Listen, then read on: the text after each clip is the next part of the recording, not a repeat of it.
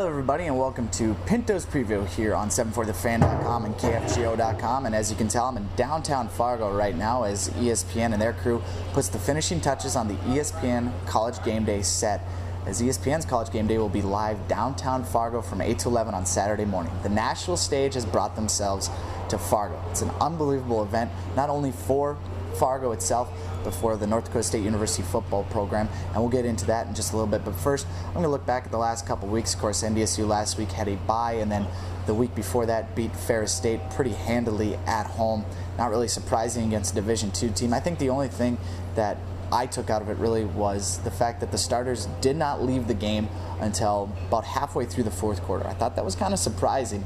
And when I asked Coach Bull about it after the game, he said he didn't feel comfortable with the way his defense was playing against a running quarterback for Ferris State. So that was something that I took from it. But again, NDSU, easy victory, nobody significantly hurt, and now everybody's back and healthy for the Delaware State game, which kicks off at 2:30 this Saturday. So without any further ado, let's get into the 3 points and the X factor for this week's game between North Dakota State University and Delaware State. First point I want to make is what's going on behind me right now. ESPN's College Game Day in downtown Fargo.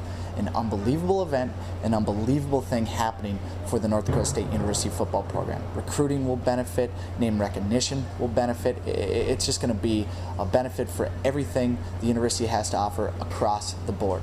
Not only that, but the fans, which is another thing I'll get into later, are going to have to be able to show up here downtown Fargo. I know there's a lot of chatter about, well, it's not on campus. That's over with. Get over it. When you get down here Saturday morning, even come around Friday, and I know there will be a lot of people, check out the set, check out the production, check out how big this thing is going to be, because it's going to be a lot of fun. It's going to be exciting. 3 hours of free advertising for the city of Fargo and the North Dakota State University program as well on a national stage. It's going to be a lot of fun. The second point I want to make is Delaware State is coming to town. For those who forget that there is a football game, kickoff 2:30. Of course, you can hear that on KFGO. Scott Miller, play-by-play, and Phil Hansen with the color. It's going to be a pretty relatively easy game for NDSU. Last week, or 2 weeks ago, I should say, Ferris State came to town. That game was over by halftime. I expect pretty much the same thing to happen against Delaware State. The Hornets from the MEAC got rolled by Towson last week, 49-7. Towson is the number 4 team in the nation in the FCS. NDSU the number 1. I expect a lot of similarities between that. Just don't get comfortable in your seat, because you're probably going to be leaving by halftime. Delaware State's going to get rolled. The third point I want to make is the fans. ESPN's College Game Day is coming here because of the NDSU football program, but they don't really have anything to do with what goes on Saturday.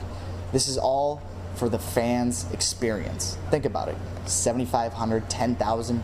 They're planning on 15,000 maybe to be in downtown Fargo for 3 hours. For the fans, this is their experience. This is their thing. So I think for them to make it the best thing possible, they need to come down here in full force. Make it a packed event. When they've got cameras panning over the crowd, they can't see streets. They just see people, seas of yellow and green. That's what I fully expect from the NDSU fans. That's what I'd love to see. But again, remember, this is for the fans.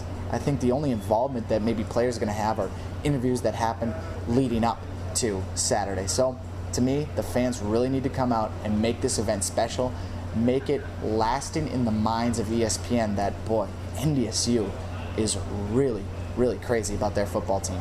Finally, the X factor, Carson Wentz, the backup quarterback. Now, he didn't see any action until about the fourth quarter against Ferris State.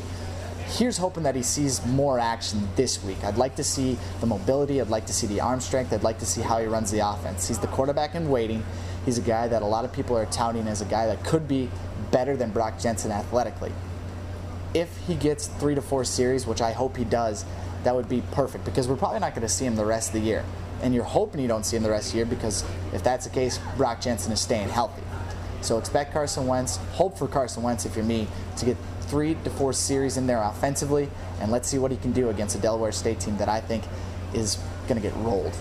Speaking of getting rolled, here's my prediction for the game. 56-6, I think NDSU walks away with the victory easily. I think midway through the third quarter, NDSU is going to say, all right, let's start getting some of the backups in there. Let's start getting, Esley Thornton in there. Let's see what they can do. So to me, 56-6 seems like a pretty reasonable number. It could be more, it could be less. It's all up to what head coach Craig Bull wants the score to be, because ultimately NDSU is going to win this by however much they want to win by. For Pinto's preview in downtown Fargo, I'm Daniel Gunderson.